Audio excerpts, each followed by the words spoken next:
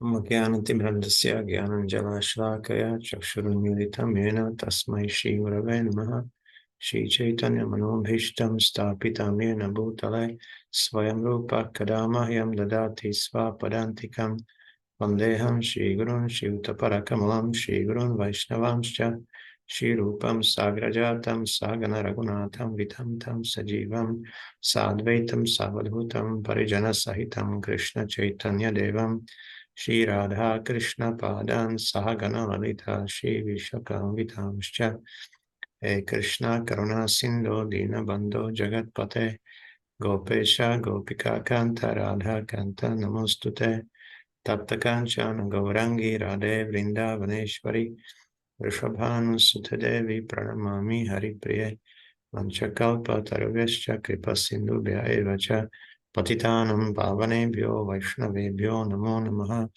Shri Krishna Chaitanya Prabhu Nityananda Shri Advaita Gadadhara Shiva Sadi Gaura Bhakta Vrinda Hare Krishna Krishna Krishna Hare Hare Hare Rama Rama Rama Hare Hare Hare Krishna. So today we will continue the reading of Bhagavad-gītā as it is from His Divine Grace A.C. Bhaktivedanta Swami Prabhupāda, the founder-ācārya of International Society for Krishna Consciousness. So last time we were hearing how Arjuna was confronted with his attachments and how Krishna showed him the biggest attachments he had. So in the same way, if we endeavor for some spiritual goals, also we will face, or Krishna will show us what is the most important now to deal with, what we should somehow overcome and understand what is going on. And today we will look on Arjuna's reasons why not to fight, because he was, he showed his attachments and now he's trying to make some excuses why to avoid his duties. So the first reason is compassion, Shlokas 27 to 29.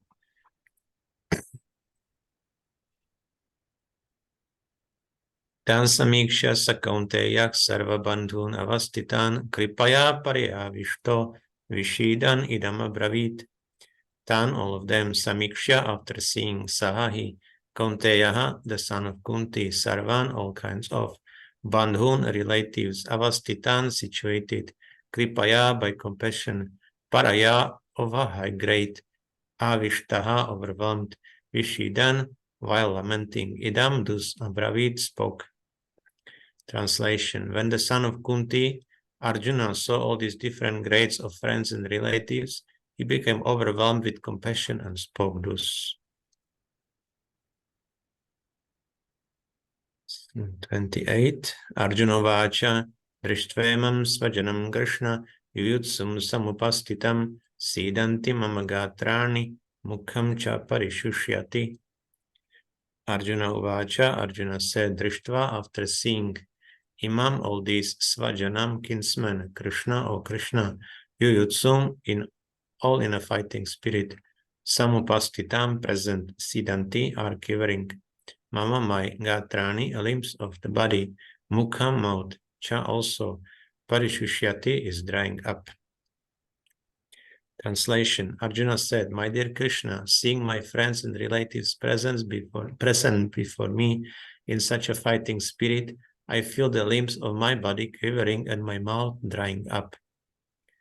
Purport: any man who has genuine devotion to the Lord has all the good qualities which are found in godly persons or in demigods, whereas the non-devotee, however advanced he may be in material qualifications, by education and culture, lacks in godly qualities. As such, Arjuna, just after seeing his kinsmen, friends, and relatives on the battlefield, was at once overwhelmed by compassion for them who had so decided to fight amongst themselves. As far as his soldiers were concerned, he was sympathetic from the beginning, but he felt compassion even for the soldiers of the opposite party, foreseeing their imminent death. And while he was so thinking, the limbs of his body began to quiver, and his mouth became dry. He was more or less astonished to see their fighting spirit. Practically the whole community, all blood relatives of Arjuna, had come to fight with him. This overwhelmed a kind devotee like Arjuna. Although it is not mentioned here, still one can easily imagine that not only were Arjuna's bodily limbs quivering and his mouth drying up, but he was also crying out of compassion. Such symptoms in Arjuna were not due to weakness, but due to his soft-heartedness, a characteristic of a pure devotee of the Lord. It is said, therefore, Yasyasti bhaktir bhagavatya kinchana sarvair gunas tatra samasate suraha. Harava bhaktasya kuto mahadguna manorathena satidhavato bahi. One who has unflinching devotion for the personality of Godhead has all the good qualities of the demigods. But one who is not a devotee of the Lord has only material qualifications that are of little value. This is because he is hovering on the mental plane and is certain to be attracted by the glaring material energy. Bhagavatam 5:18-12. So now we see that Arjuna is manifesting some bodily symptoms when he sees his relatives who are desirous of fighting. And these symptoms can be of two reasons. Either it can be like body can be quivering out of spiritual emotion, but also out of material fear. So, but in this case, Arjuna is manifesting it because he is in a bodily consciousness. He is seeing his friends and relatives, and he is identifying something which is related to his body. So, because of that, we can decide that these symptoms are not spiritual or because of spiritual emotions. So, and also, this was because he was compassionate. He was not compassionate only for his side of the army, but also for the opposite party. And that's because devotees are soft-hearted. They are very sensitive. And this is a kind of characteristic of a pure devotee. So, but unfortunately, this soft-heartedness may be also misapplied to have compassion with the body instead of the soul. Because when we have compassion with the soul, we can see that the soul is kind of imprisoned in the body. So our activities will be different. We will be not so much caring for the body of the other person, but for his spiritual liberation or emancipation.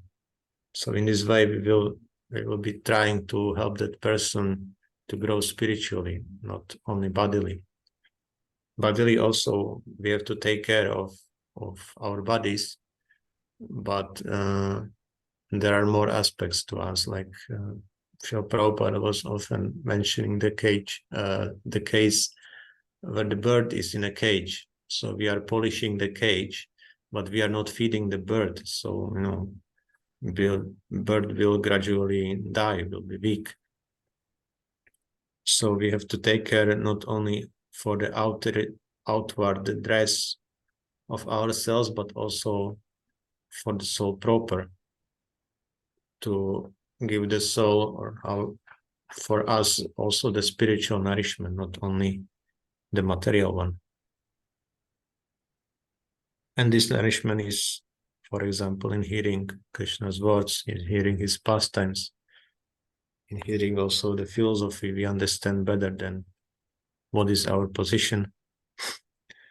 And also, here is a mention from Srimad Bhagavatam that only devotees have true good qualities, or the qualities of demigods, and non-devotees have only material qualifications, and even these are of little value.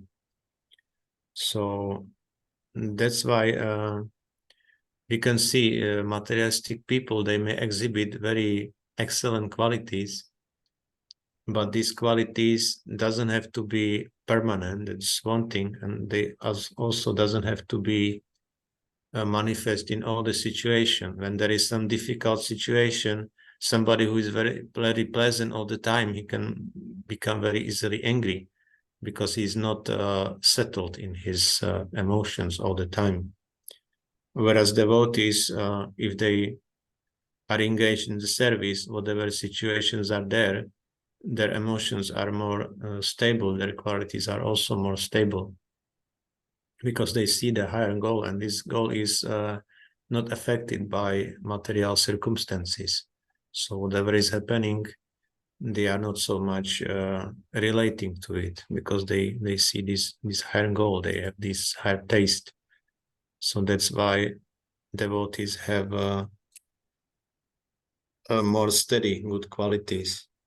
And also because of karma, someone may manifest good qualities, but after some time, when this piety is running out, so these qualities will gradually disappear. And we can see in general the population, even I've heard my grandparents always saying that we are now so badly behaving, they were not like that in their generation, and like that. I could hear it all the time. So it's really like that the next generation always comes with lower qualities, unless there is some spiritual engagement. Also, we can see that people in the past were much more religious, not only in India, but also in other parts of the world. I've heard that even somewhere in Germany, or even in Europe in general, the lifestyle was very also close to the Vedic lifestyle. But now everything is going down because of this disconnection with the devotional service. Only devotional service is the living element in our life, which can also bring us good qualities, or where we can cultivate the good qualities. So that's why this shloka is here from Srimad Bhagavatam. Okay.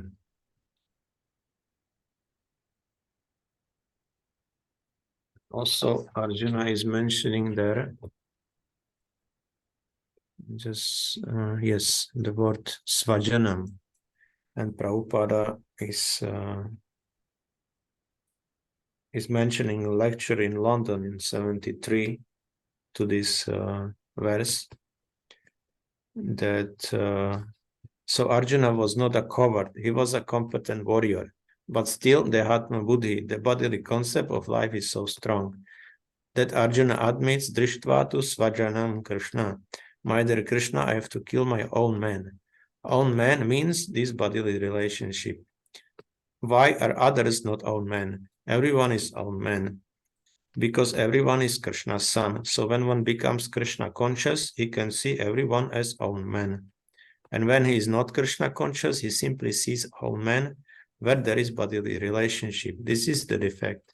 So this is what Srila Prabhupada said in one of the classes. And also because of this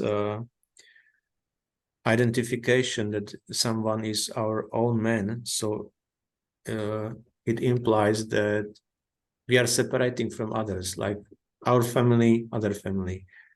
And this separation can cause sometimes even violence, like our nation, different nations. So nations then fight because they don't have common values or something common. So when we have this identification with the body, either it is family or some community or nation or some organizations, so, or profession even, so this rivalry is there because we don't have the common goal of life.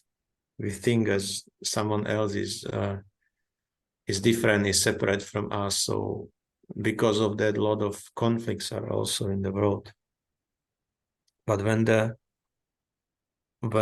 common goal is loving devotional service to the Supreme Lord, Shri Krishna, so then we have the common goal, and everyone can have this common goal, because Krishna is, as Prabhupada says, because everyone is Krishna's son. So this is the only thing we have in common, basically.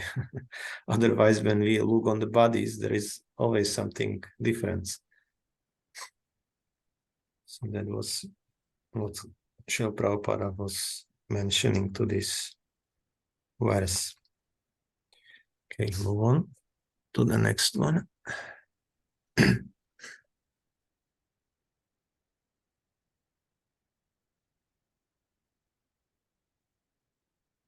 Vepatuscha sharire me aroma harshascha jayate gandivam sramsate hastat tvakchaiva paridahyate. Vepatuhu, trembling of the body, cha also sharire, on the body, me my aroma harshaha, standing of hair on end. Cha also jayate is taking place. Gandivam, the bow of Arjuna. Sramsate is slipping, hastat from the hand. Tvak skin, cha also eva certainly. Paridahyate is burning. Translation: my whole body is trembling, my hair is standing on end, my bow Gandiva is slipping from my hand, and my skin is burning. Purport: there are two kinds of trembling of the body, and two kinds of standings of the hair on end. Such phenomena occur either in great spiritual ecstasy or out of great fear under material conditions. There is no fear in transcendental realization. Arjuna's symptoms in this situation are out of material fear. Yes.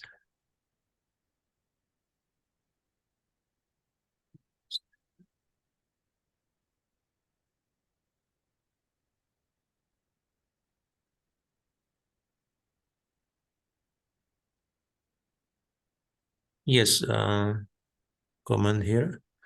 To protect the devotional service, sometimes nation must go to war to protect the Sanatana Dharma. Yes, that is true. That is true.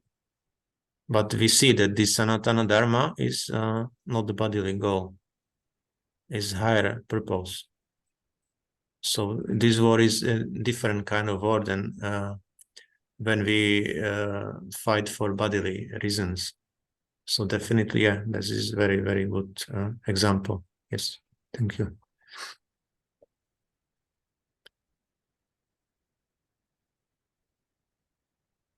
Okay. So there is no fear in transcendental realization. Arjuna's symptoms in this situation are out of material fear, namely loss of life. This is evident from other symptoms also. He became so impatient that his famous bow Gandiva was slipping from his hands.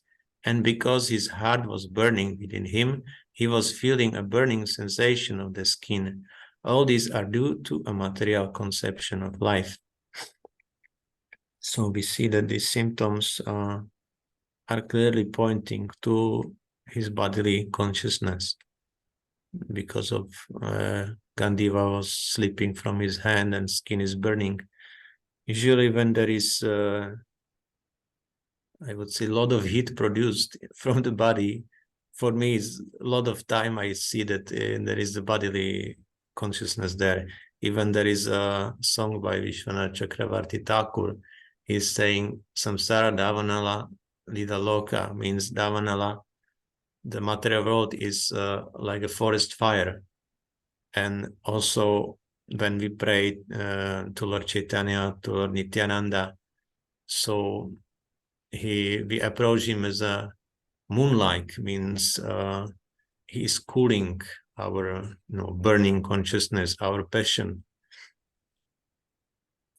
Like Mayapur Chandra is the name of the deities in Mayapur. So moon is considered, or his effect of the moon is cooling, like the rays of sun are heating, but if we go on the moon, especially when there is full moon, and in winter we can see that during full moon is very cold. So this is also like we can we can relate to is that usually the spiritual symptoms would be more of a cooling nature, and material symptoms more of a heating.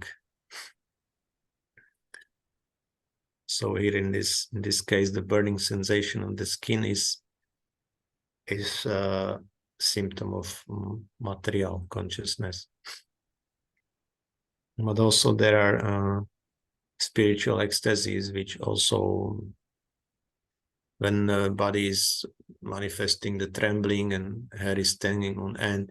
In the same song from Vishwanath Chakravarti, I think his second shloka, Romanchakam Pashru Taranga Bhajo. So the hair are standing on end. So he's describing the ecstasies of the spiritual emotions, or spiritual ecstasies that hair is standing on air, and voice is choking, and so these are bona fide symptoms of persons who are in spiritual consciousness. And there are 8 symptoms like this, Ashta Sattvika Bhava. Even crying is there. Yeah. And usually if we perform devotional service, of course, bhakti is independent. These symptoms cannot be expected, or it doesn't depend much on us. Of course, we do the endeavor, but these symptoms are really independent.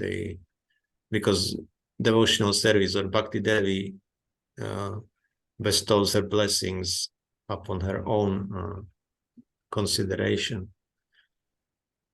But still, usually when we are chanting or when we are doing some services, it's a good sign if we have these spiritual symptoms, especially during the chanting. If the chanting is really deep and focused, and we have the proper mood, then it should be natural that these symptoms are coming. Of course, we are not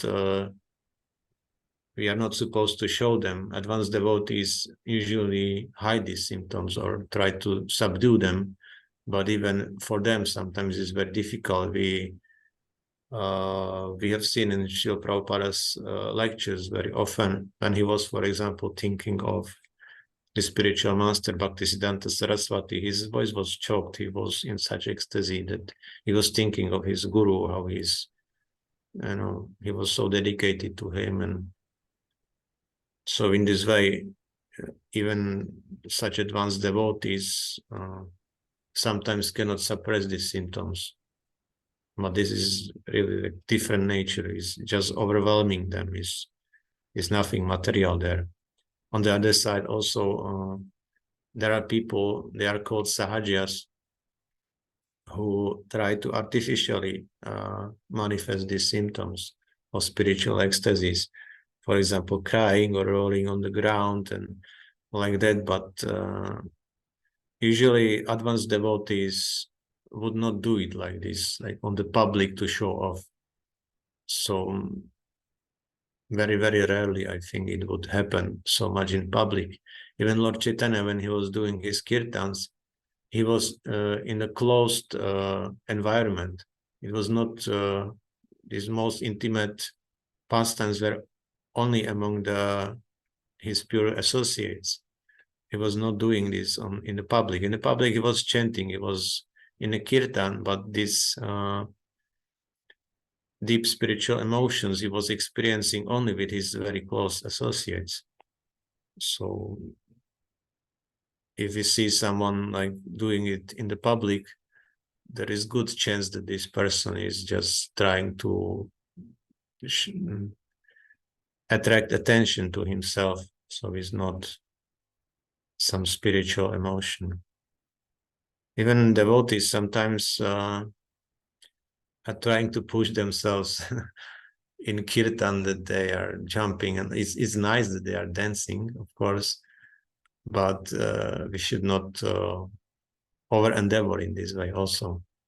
Usually when the kirtan is good, when we have good focus, the body will naturally move in a very ecstatic ways and in very pleasing ways. It doesn't have to be even such showing up. Just to focus on the holy name will will bring these things without our great endeavor. On top of that, is not also so physically depleting, because we are then running on transcendental energy. So even this is different than when we try to push ourselves too much.